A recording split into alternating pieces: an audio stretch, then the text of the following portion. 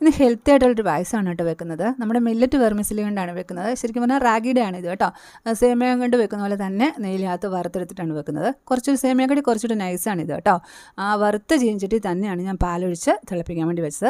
വറുത്തത് കുറച്ച് തണുത്ത് തന്നതിന് ശേഷമാണ് പിന്നെ പാലൊഴിച്ച് വെക്കുന്നത് കേട്ടോ. അതിനൊന്ന് കൊഴുപ്പ് കിട്ടാൻ വേണ്ടിയിട്ട് ഞാൻ നമ്മുടെ ചവ്വരിയും കൂടി ചേർക്കുന്നുണ്ട്. കാരണം കുറച്ച് കൂടുതൽ ഉണ്ടാക്കുന്നുണ്ട്. ഇൻഡിപെൻഡൻസ് ഡേയുടെ അന്ന് ഉണ്ടാക്കാൻ വേണ്ടി വെച്ചിരുന്നായിരുന്നു. രാജസ്നേഹം മൂത്തുകൊണ്ട് മാത്രമൊന്നുമല്ല കേട്ടോ. എൻ്റെ ഹസ്ബൻഡിൻ്റെ ബർത്ത്ഡേ ആണെന്ന്. ആൾ വിടില്ലെങ്കിലും ഞങ്ങൾ എല്ലാ ബർത്ത്ഡേക്കും പായസം വെക്കാറുണ്ട്.